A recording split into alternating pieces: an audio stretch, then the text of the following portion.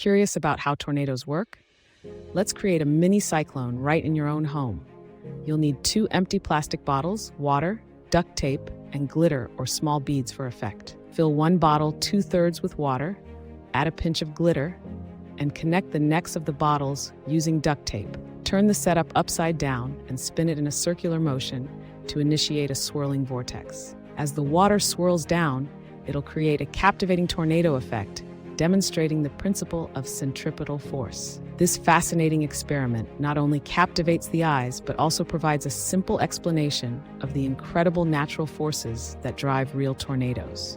Be sure to hold the bottles securely and do this over a sink to avoid mishaps.